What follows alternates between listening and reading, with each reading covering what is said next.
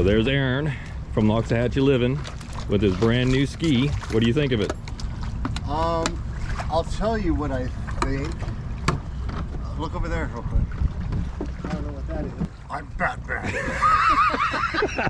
I dare you to ride around like that. Oh, I'm good. Oh man, hey, it fits. That does look like Batmobile jet ski. I'm Batman. Oh man. I was gonna wait to do that until Ramiro got here. I was gonna ride behind you guys and then drive by you with the mask. Do it. I'm gonna do it when Ramiro. All right. Ramiro, yeah. So Ramiro finally made it.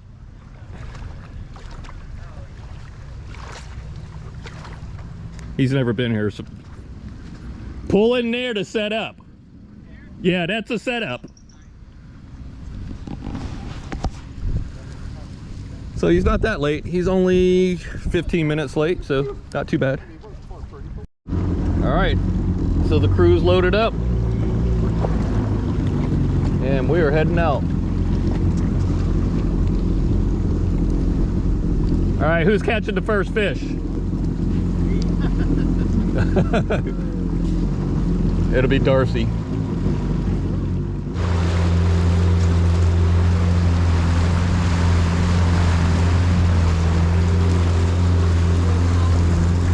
We got to go out the channel first. Remember, the sandbar's straight across here. And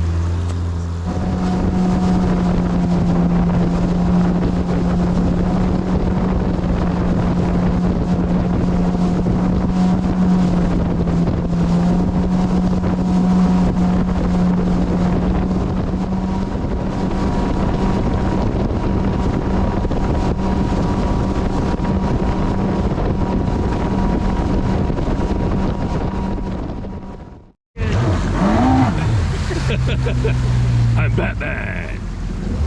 Hey, so you guys want to just hang out here, or do you want to do the trip to Fort Pierce? It seems pretty smooth right now. I know, that's what I'm thinking. The only thing is I didn't bring any extra fuel, so actually I should be able to make it. It's only 19 miles, Yeah, so it's 40, almost just less than 40 miles back, round trip. You want to do that?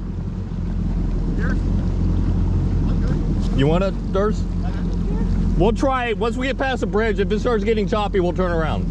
For us, when we went the first time, it wasn't bad until like we got around to the power plant. So like not this bridge, but like a couple of miles past the bridge.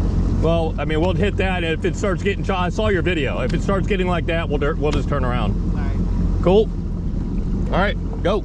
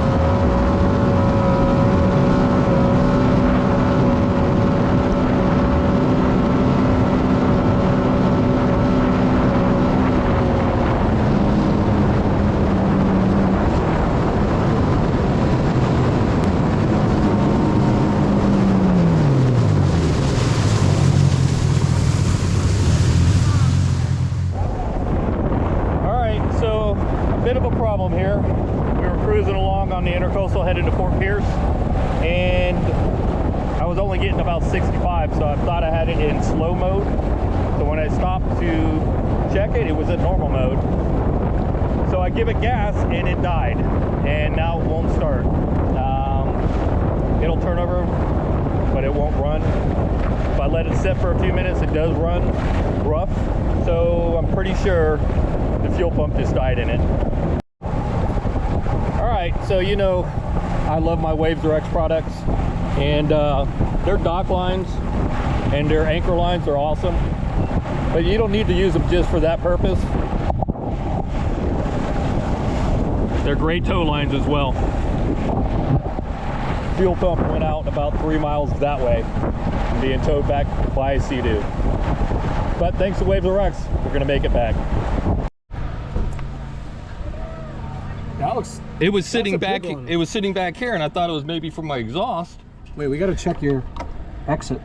Oh, this right here. This came off. That's the clamp.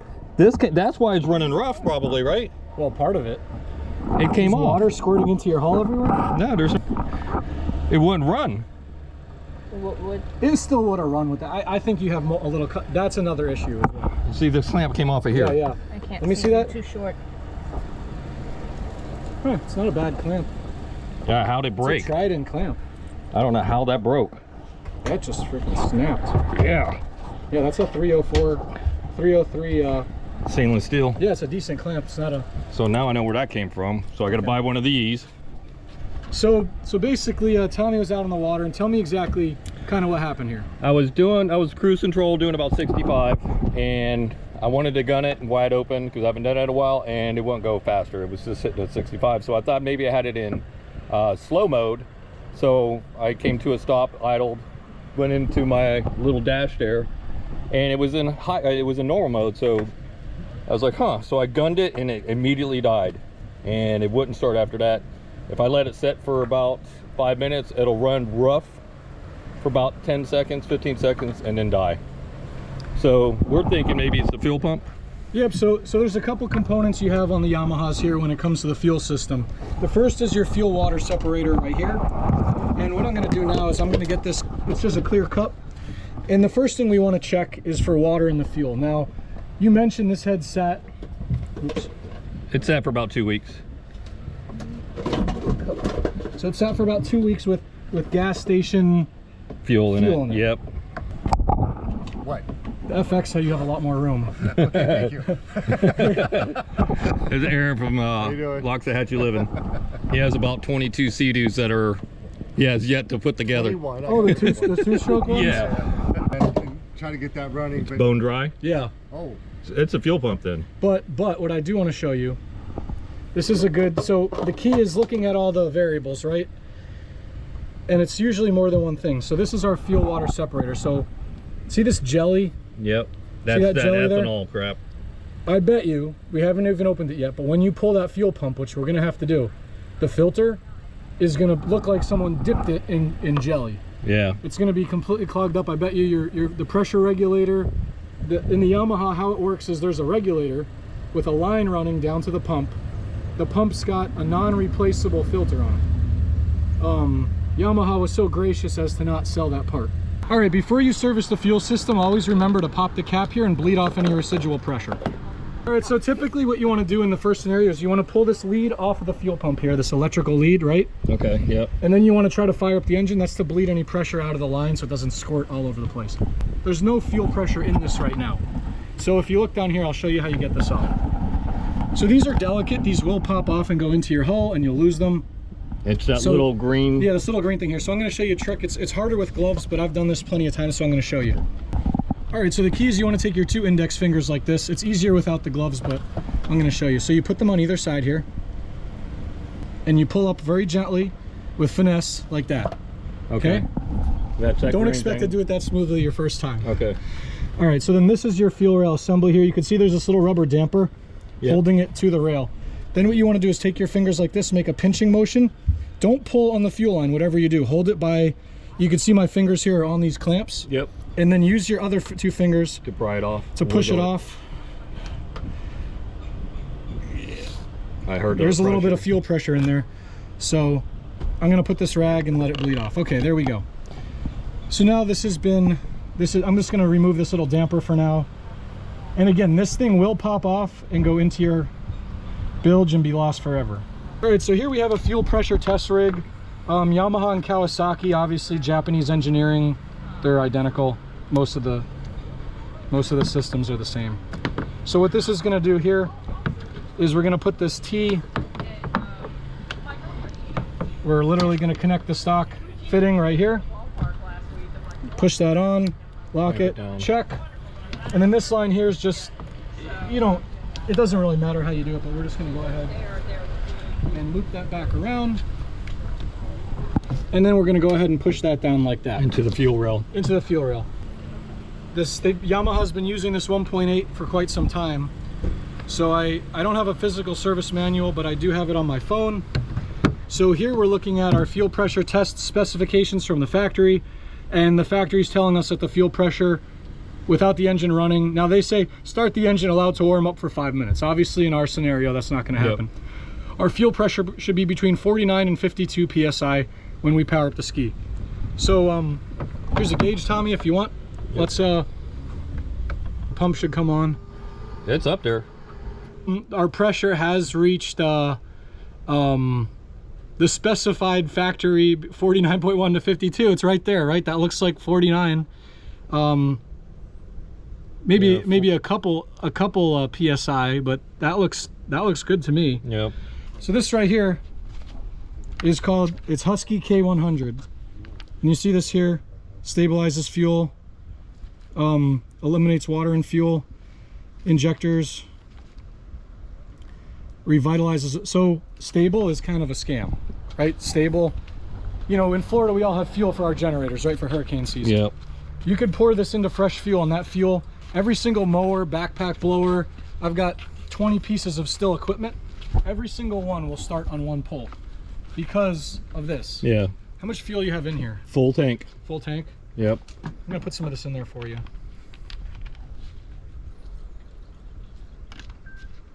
If you're ever, you got to buy some of this if you're storing the ski with ethanol containing fuel. If you pour this treats 64 gallons. Oh, okay. So I get like 3 cycles. You know, if I have any fuel, I splash this in after every.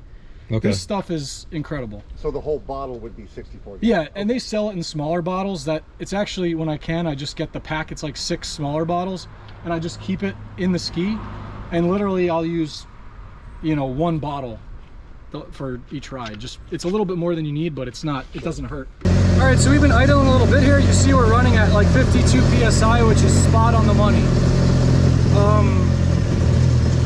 We drained a bunch of crap out of the separator.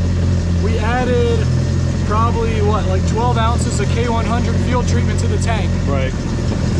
I think if this would have sat any longer, you would have had some real issues with the injector and the pump, but I'm gonna say that just cleaning the filter and the regulator and going through it, and then replacing the engine breather. Yeah, so your breather, the filter, a couple things were going wrong here, and I think all those combined were contributing to the ski not running right.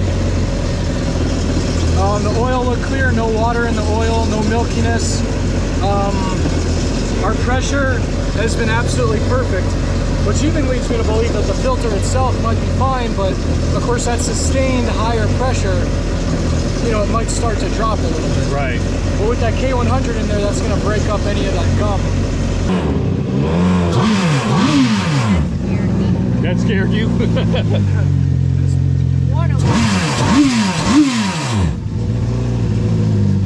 Pump is fine.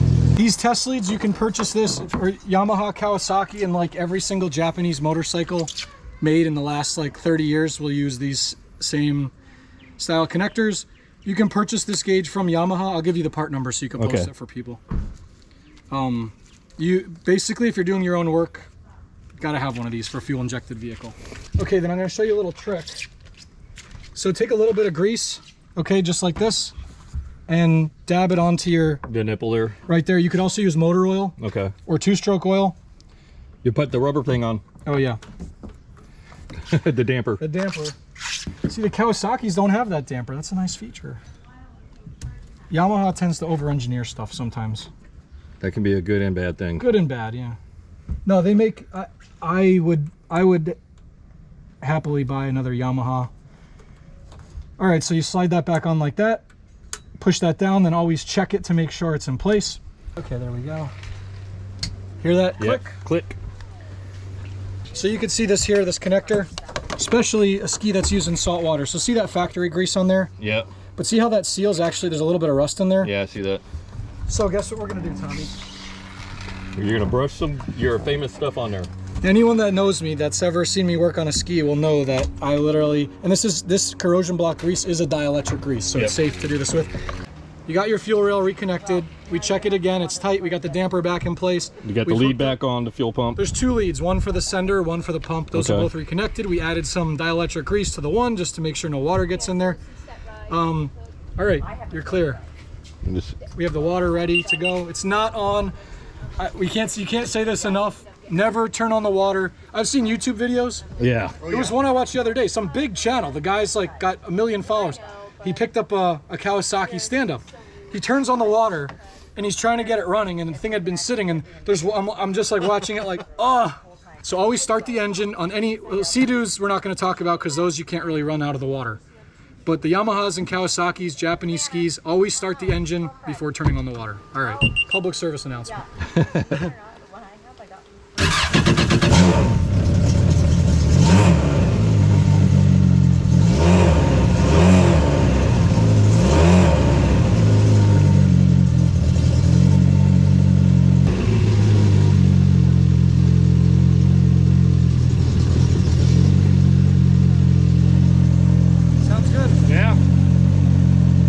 What you want to do as well is the next time, like if you go out, you fix that stuff, go out for a test, check the water separator here to see if there's any crap in it. Because there might be, even though the K100 is in there, there might still be some crap in the tank.